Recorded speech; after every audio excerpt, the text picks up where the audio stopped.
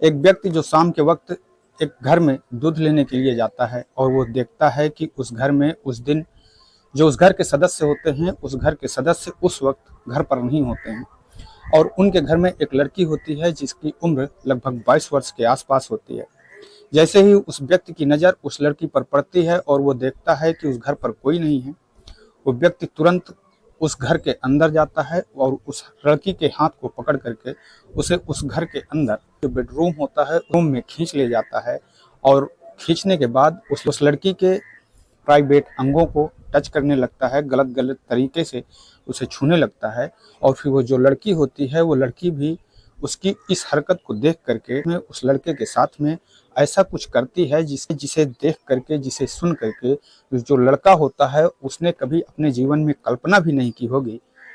कल्पना ही नहीं की थी कि वो लड़की उस लड़के के साथ में कुछ ऐसा कर सकती है, कुछ इस तरीके से कर सकती है। तो इस कहानी में आगे क्या होता है, आखिर उस लड़की और लड़के के बीच में क्या होता है, ये सब जानने के लिए इस कहानी को लास्ट तक जरूर सुनें। तो आदाब, नमस्कार, सत श्री अकाल, मैं सागर पटेल। दोस्तों, आप लोगों से छोटी सी रिक्वेस्ट करते हैं, एक छोटी सी प्रार्थना करते हैं कि अगर आप लोग मेरे इस चैनल पर पहली बार विजिट कर रहे हैं या मेरे इस चैनल को अभी तक सब्सक्राइब नहीं किया है तो मेरे इस चैनल को सब्सक्राइब कर बेल आइकन को जरूर दबाएं। अगर आप लोगों को ये कहानी, ये सच्ची घटना अच्छी लगे तो इस कहानी को एक लाइक कर, एक शेयर कर, कमेंट करके हमें जरूर बताएं कि आप लोग ये कहानी कहाँ से सुन रहे हैं और आप लोगों को ये कहानी कैसी लगी। दरअसल दोस्तों, आप लोगों को एक छोटे से लाइक से और छोटे से कमेंट से हमें बहुत ज़्यादा उत्साह मिलता है और हमें इसकी बहुत ही ज़्यादा खुशी मिलती है। दरअसल दोस्तों, आज हम बात कर रहे हैं उत्तर प्रदेश के आगरा की। आगरा में एक परिवार रहा करता है और परिवार के जो मुखिया होते हैं, जो पिता होते हैं, उनके 2 बेटे होते हैं और 2 बेटियां होती हैं। जो बेटियां होती हैं और जो बेटे होते हैं, बेटे छोटे होते हैं और बेटियां उनकी बड़ी होती हैं। बेटियों की शादी हो जाती है, बेटियां अपने ससुराल चली जाती हैं और जो उनका एक बेटा होता है, बड़ा बेटा होता है, उसकी भी शादी हो जाती है। वो भी अपने पत्नी के साथ में अपना जीवन बहुत ही अच्छी तरीके से काट रहा होता है। और जो उनका छोटा बेटा होता है वो पढ़ने में बहुत ही तेज होता है, बहुत ही होशियार होता है। वो अपनी पढ़ाई पूरी किया करता है और जैसे ही उसकी पढ़ाई पूरी होती है, पढ़ाई पूरी होने के बाद में उसे रेलवे में जेई जूनियर इंजीनियर की नौकरी मिल जाती है। और उस नौकरी को पा करके जो लड़का होता है, जिसका नाम वीरेंद्र कुमार होता है, बहुत ही ज़्यादा खुश होता है। और जितने भी उसके घर के सदस्य होते हैं, उसके माता पिता होते हैं, वो भी अपने बेटे की इस कामयाबी से बहुत ही ज़्यादा खुश होते हैं। बेटे की जो पोस्टिंग होती है वो पहली पोस्टिंग बेटे को सोनभद्र जिले में मिलती है। सोनभद्र का एक छोटा सा स्टेशन होता है। उस स्टेशन में उस लड़के को, वीरेंद्र कुमार को, जूनियर इंजीनियर जेई पर ज्वाइनिंग मिल जाती है और वो अपनी नौकरी बहुत ही अच्छी तरीके से, बहुत ही ईमानदारी से किया करता है। साल 2016 का समय होता है जब उस लड़के को नौकरी मिल जाती है। तो जब उसके जो माता पिता होते हैं वो सोचते हैं कि आखिरकार अब हमें सारी चीज़ें उपलब्ध हो चुकी हैं। जो हमारे बेटे की जो सोच थी, जो हमारी बेटी का सपना था, वो सपना उसका पूरा हो चुका है और इसलिए अब हमको भी अपने इस बेटे की शादी कर देनी चाहिए। जो वीरेंद्र कुमार के माता पिता होते हैं वो अब अपने बेटे की शादी के लिए एक अच्छे रिश्ते की तलाश करने लगते हैं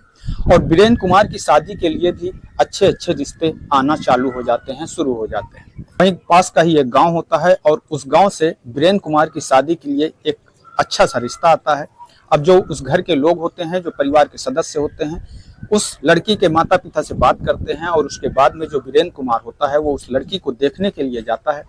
लड़की देखने में बहुत ही ज़्यादा सुंदर होती है, जिसका नाम रीना होता है और वीरेंद्र कुमार को रीना पसंद आ जाती है और अब वो दोनों की शादी करा दी जाती है।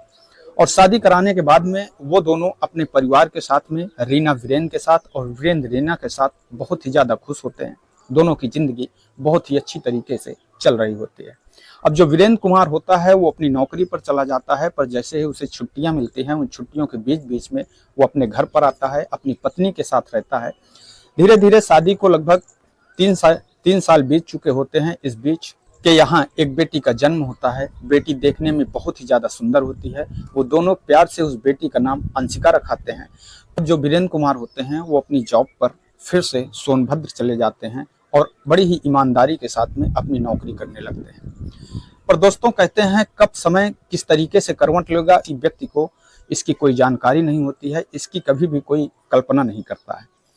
ऐसा ही एक दिन आता है जब वीरेंद्र कुमार जिस स्टेशन पर अपनी नौकरी किया करते हैं उस स्टेशन से थोड़ी ही दूर पर एक गांव होता है और उस गांव में वीरेंद्र कुमार अपने लिए शाम के वक्त दूध लेने के लिए जाया करते हैं। एक घर पर दूध लेने के लिए जाया करते हैं। जहां पर वीरेंद्र कुमार दूध लेने के लिए जाया करते हैं उस घर पर एक लड़की होती है जिसकी उम्र लगभग 22 वर्ष के आसपास होती है। उस लड़की के माता पिता होते हैं, उसका एक छोटा भाई होता है। लगातार लगभग वीरेंद्र कुमार उस घर से वो लगभग 1.5 साल से उस घर से दूध लेने का काम किया करते हैं। इस बीच जब वो उस घर पर दूध लेने के लिए जाया करते हैं तो जो उस घर के मुखिया होते हैं उनसे वीरेंद्र कुमार की बातचीत होती है। उन दोनों के बीच में एक अच्छी जान पहचान हो जाती है, उन दोनों के बीच में एक अच्छे संबंध हो जाते हैं। वीरेंद्र कुमार उस घर पर दूध लेने के लिए जाते हैं तो जो उस घर की बेटी होती है जिसका नाम कविता होता है, कविता वीरेंद्र कुमार को देख करके बहुत ही ज़्यादा खुश होती है, बहुत ही ज़्यादा प्रसन्न होती है। और जब जब वो वीरेंद्र कुमार को देखती है, जब जब वीरेंद्र कुमार उस घर पर शाम के वक्त दूध लेने के लिए पहुंचते हैं, वो सज संवर करके वीरेंद्र कुमार के आगे पीछे ही टहलने लगती है। वीरेंद्र कुमार को ऐसा लगता है कि जैसे उस लड़की को वीरेंद्र कुमार से प्यार हो गया है और अब वीरेंद्र कुमार जो है वो कहीं ना कहीं उस लड़की के प्रेम जाल में फंसते चले जाते हैं और वो सोचते हैं कि शायद वो लड़की उनसे प्यार करने लगी है। और अब वीरेंद्र कुमार भी उस लड़की की इन हरकतों को गौर करने लगते हैं। एक दिन जो वह लड़की होती है वो वीरेंद्र कुमार से हंस करके कहती है कि साहब हमें आपसे थोड़ी सी बात करनी थी। जैसे ही वीरेंद्र कुमार उस लड़की के मुंह से, कविता के मुंह से इन शब्दों को सुनते हैं वो बहुत ही ज़्यादा खुश हो जाते हैं। उन्हें ऐसा लगता है कि वो जो लड़की है उनसे कुछ कहना चाहती है अपने बारे में, अपने प्यार के बारे में। पर जैसे ही वो लड़की उनसे यह शब्द बोलती है, वीरेंद्र कुमार जो होते हैं वो कहते हैं कि आपको क्या कहना है, आपको क्या सुनाना है, जो भी आपको कहना हो आप खुले दिल से, खुले मन से हमसे अपने विचार रख सकती हैं, अपनी बात को कह सकती हैं। तब वो जो लड़की होती है वो कहती है कि साहब हम लोग एक प्लॉट लेना चाहते हैं, एक ज़मीन खरीदना चाहते हैं और उसके लिए हमें कुछ पैसों की ज़रूरत है। अगर आप हमें कुछ पैसे की व्यवस्था कर देते, कुछ दिनों के लिए आप अगर हमें कुछ पैसे दे देते और जैसे ही हम उस ज़मीन को खरीद लेते हैं उस ज़मीन से हम एक लोन करवाएंगे और उस लोन हो जाने के बाद में जो पैसा है हम आपको वो पैसा वापस कर देंगे। जो वीरेंद्र कुमार होते हैं वो कहीं ना कहीं उस लड़की के प्रेम जाल में फंस चुके होते हैं। उसकी जो चेहरे की मुस्कुराहट है उस मुस्कुराहट को देख करके वो उसके प्रेम जाल में फंस चुके होते हैं और वो उस लड़की की बात को मना नहीं कर पाते, काट नहीं पाते और वो उस लड़की से कहते हैं कि आपको कितने पैसे की ज़रूरत है। तब जो वह लड़की होती है, कविता देवी होती है, वो वीरेंद्र कुमार से कहती है कि साहब हमें 10 लाख रुपए चाहिए। जैसे ही इतनी बड़ी रकम सुनते हैं वीरेंद्र कुमार एक बार तो सोचने लगते हैं, पर जैसे ही उस लड़की की चेहरे को देखते हैं, उस लड़की की खुशी को देखते हैं तो कहते हैं कि चलिए ठीक है, आपको हम 10 लाख रुपए देंगे। और वो लड़की वीरेंद्र कुमार के मुंह से इन शब्दों को सुन करके बहुत ही ज़्यादा खुश हो जाती है। अगले ही दिन वीरेंद्र कुमार जो होते हैं बैंक जाते हैं और बैंक जाने के बाद में अपने अकाउंट 10 लाख रुपए निकालने के बाद में वो उस लड़की के हाथ पर आकर के रख देते हैं। वो लड़की जो होती है अपने घर वालों को वो 10 लाख रुपए देती है और उन 10 लाख रुपयों को लेकर के जो उसके घर के उसके माता पिता होते हैं वो एक ज़मीन का सौदा कर लेते हैं और ज़मीन खरीद लेते हैं। अब धीरे धीरे समय चलता रहता है। समय धीरे धीरे लगभग 1 साल का बीत चुका होता है, पर अभी तक जो वो लड़की होती है वो वीरेंद्र कुमार के पैसों को वापस नहीं करती। अब जो वो लड़की होती है, अब जैसे ही वीरेंद्र कुमार उसके घर पर दूध लेने के लिए आते हैं वो लड़की और ज़्यादा वीरेंद्र कुमार से अजीब अजीब सी हरकतें करने लगती है, अजीब अजीब से इशारे करने लगती है। अब जो वीरेंद्र कुमार होते हैं वो सोचते हैं कि शायद अब यह जो लड़की है इससे मेरा काम बन जाएगा, ये शायद मुझसे प्यार करने लगी है और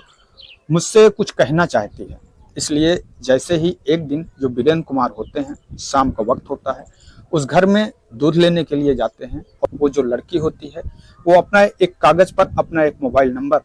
लिख करके वीरेंद्र कुमार के जो दूध का डिब्बा होता है उस दूध के डिब्बे के अंदर डाल देती है। और जैसे ही वीरेंद्र कुमार अपने रूम पर उस दूध को लेकर के आते हैं और दूध को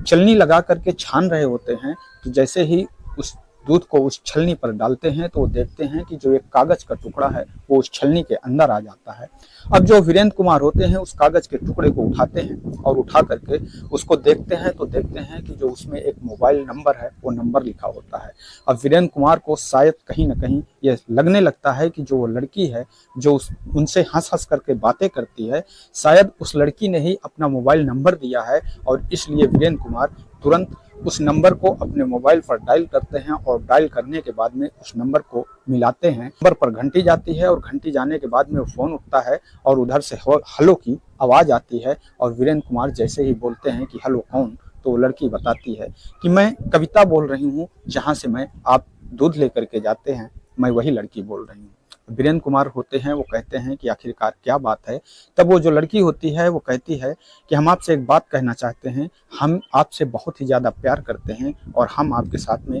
रिलेशन बनाना चाहते हैं, हम आपके साथ में संबंध बनाना चाहते हैं। इसके लिए आपको एक काम करना होगा, जिस वक्त मेरे घर पर कोई नहीं होगा मैं आपको फ़ोन करूँगी और आप उस वक्त मेरे घर पर आ जाइएगा। जो वीरेंद्र कुमार होते हैं वो जब उस लड़की के मुंह से इन शब्दों को सुनते हैं, इन शब्दों को सुन करके बहुत ही ज्यादा खुश हो जाते हैं। तो वो उस लड़की के अब फोन के आने का इंतजार करने लगते हैं। लगभग 1 से 2 दिन का समय बीत जाता है पर कोई फोन नहीं आता, और जैसे ही तीसरा दिन होता है, तीसरे दिन लगभग शाम को 4 बजे के आसपास का समय होता है, जो उस लड़की के माता पिता होते हैं वो खेत पर काम करने के लिए चले जाते हैं, और उसी वक्त जो लड़की होती है वो वीरेंद्र कुमार के पास में फोन करती है और कहती है कि इस वक्त मेरे घर पर कोई नहीं है और आप तुरंत आ जाइए। तब जो वीरेंद्र कुमार होते हैं अपनी बाइक उठाते हैं और बाइक उठा करके तुरंत उस गांव में उस लड़की के घर पर पहुंच जाते हैं। जैसे ही देखते हैं कि उस लड़की के घर पर कोई नहीं है, वो तुरंत उस लड़की के घर के अंदर जाते हैं और उस लड़की से कहते हैं कि आखिरकार बताइए क्या बात थी, क्या काम था। तब वो जो लड़की होती है वो वीरेंद्र कुमार से लिपट करके कहती है कि हम आपसे बहुत ही ज़्यादा प्रेम करते हैं, हम आपके साथ में रिलेशन बनाना चाहते हैं। तब जो वीरेंद्र कुमार होते हैं उस लड़की की इन बातों को सुन करके बहुत ही ज़्यादा खुश हो जाते हैं, और वो लड़की तुरंत अपने कपड़ों को उतारने लगती है, और उतारने के बाद में अचानक वो तेजी तेजी से चिल्लाने लगती है, और जैसे ही वो चिल्लाती है उसकी आवाज़ को सुन करके जितने भी आसपास पड़ोस के लोग होते हैं वो लोग इकट्ठे हो जाते हैं, और जैसे ही वो लोग इकट्ठे होते हैं वो लड़की जो होती है उन लोगों को देख करके कहती है कि ये व्यक्ति जो हमारे यहाँ से जो साहब दूध लेकर के जाते हैं, मैं ये अचानक मेरे घर पर आए और मैं अपने घर पर अकेली थी और ये आ करके मेरे कपड़ों को उतारने लगे, मेरे कपड़ों को छूने लगे। जो कविता होती है वो कहती है कि ये जो साहब हैं ये साहब हमारे साथ में कुछ गलत करना चाहते हैं और हमारे साथ में गलत तरीके से संबंध बनाना चाहते हैं। तब जो आसपास पड़ोस के लोग होते हैं उन लोगों को इतना ज़्यादा गुस्सा आ जाता है कि वो वीरेंद्र कुमार को पकड़ करके बहुत ही ज़्यादा उनको मारते हैं, और मारने के बाद में पुलिस को फ़ोन कर देते हैं। मौके पर पुलिस आती है और पुलिस वीरेंद्र कुमार को पकड़ करके थाने लेकर के चली जाती है। अब जो वीरेंद्र कुमार होते हैं वो सोचते हैं कि आखिरकार हमने ऐसा क्या किया है, हमारी ऐसी गलती क्या है, पर वो समझ नहीं पाते हैं। अब जब दूसरे दिन वीरेंद्र कुमार अपनी जॉब पर समय से नहीं पहुंचते हैं, अपनी नौकरी पर नहीं पहुंचते हैं, तो जो उनके सीनियर इंजीनियर होते हैं वो उनके पास पर कॉल करते हैं, उनसे पूछते हैं कि आखिरकार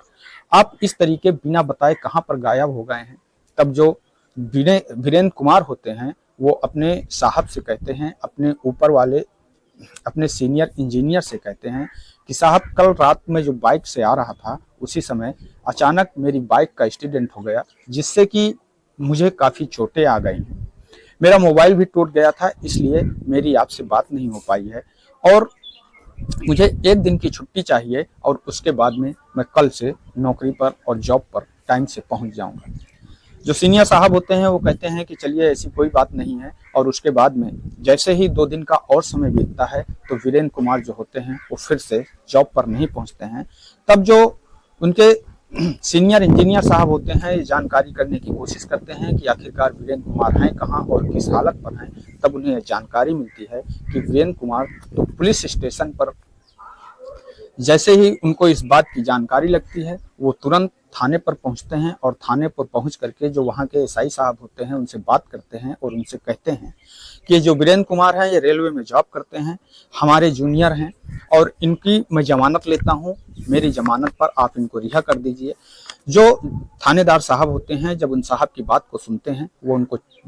जमानत पर उनको छोड़ देते हैं। अब जो वीरेंद्र साहब होते हैं उसके बाद में जो लड़की का परिवार होता है, जो लड़की के गांव वाले होते हैं, उन लोगों के बीच में एक पंचायत होती है। जो वहां के प्रभावशाली लोग होते हैं उन लोगों को वहां पर बुलाया जाता है। पुलिस भी मौके पर आती है और पुलिस के सामने जब वीरेंद्र साहब ये बताते हैं कि हमसे इन लोगों ने 10 लाख रुपए ये कहकर लिए थे कि हमें जमीन खरीदनी है और जैसे ही हम जमीन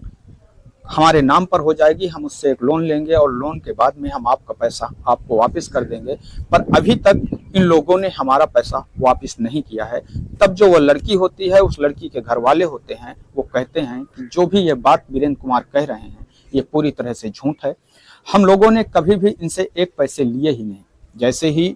यह बात वीरेंद्र कुमार सुनते हैं उनके पैरों के नीचे की जमीन खिसक जाती है और वो सोचने लगते हैं कि आखिरकार किस गलतफहमी का हम शिकार हो गए हैं और किस गलत जगह पर हम फंस गए हैं। अब जो वहां पर लोग होते हैं, जो पुलिस होती है, वो भी वीरेंद्र कुमार की बातों को नहीं सुनती है। जो वो लड़की होती है वो वीरेंद्र कुमार से, उस पंचायत के लोगों से ये कहती है कि अगर इनको हमसे समझौता करना है, इस केस से समझौता करना है, तो इसके बदले इन्हें हमें 4 लाख रुपए देना पड़ेगा। अब जो वीरेंद्र कुमार होते हैं वो इस मजबूरी में होते हैं क्योंकि उनके ऊपर केस से छूटना होता है और बचना होता है, इसलिए एक बार वीरेंद्र को, उस लड़की को, उस घर के लोगों को 4 लाख रुपए की रकम देनी पड़ती है। वीरेंद्र कुमार के घर वालों को जैसे ही ये बात पता लगती है, वीरेंद्र कुमार की पत्नी को जैसे ही ये बात पता लगती है, अब जो वीरेंद्र कुमार की पत्नी होती है जब वो जानती है कि वीरेंद्र कुमार आखिरकार इस तरीके से एक गलत काम करने की वजह से एक गलत चीज में फंस चुके हैं। और दोस्तों अब जो वीरेंद्र कुमार होते हैं उनको अपनी इस गलती का एहसास होता है, उनको इस चीज की इतनी ज्यादा शर्मिंदगी होती है कि वो इस शर्मिंदगी की वजह से अब अपने गांव और अपने माता पिता के पास में जाना तक छोड़ देते हैं। दोस्तों इस कहानी को सुनाने का उद्देश्य आप लोगों को दुख पहुंचाना नहीं है, किसी को ठेस पहुंचाना नहीं है, किसी को दुख पहुंचाना नहीं है, बल्कि इस कहानी से हम लोगों को एक सीख लेनी चाहिए। अच्छा खासा व्यक्ति जिसका एक अच्छा सा परिवार होता है और वो अपने परिवार की साथ में अपने जीवन को बहुत ही अच्छी तरीके से काट रहा होता है, पैसे की कोई कमी नहीं होती है, नौकरी भी उसके पास में होती है, पर वो एक लड़की के प्रेम जाल में इस तरीके से गलतफहमी का शिकार होता है कि उसका हंसता खेलता परिवार बिखर जाता है और वो व्यक्ति भी अब किसी को मुंह दिखाने के लायक नहीं बचता है। तो दोस्तों हमारे और आपके बीच में ऐसी बहुत सी सारी घटनाएं हो रही हैं, ऐसे ही बहुत से सारे कांड हो रहे हैं। इन घटनाओं से सतर्क रहें, सावधान रहें। दोस्तों इस कहानी को सुनाने का उद्देश्य किसी को दुख पहुंचाना नहीं है, किसी को ठेस पहुंचाना नहीं है, बल्कि आप लोगों को सजग करना है, सतर्क करना है। मैं आपका दोस्त सागर पटेल इन्हीं शब्दों के साथ में आपसे विदा लेते हैं। कल फिर मिलेंगे किसी एक नई कहानी के साथ में, किसी एक नई सच्ची घटना के साथ में। तब तक के लिए नमस्कार, जय हिंद, जय भारत।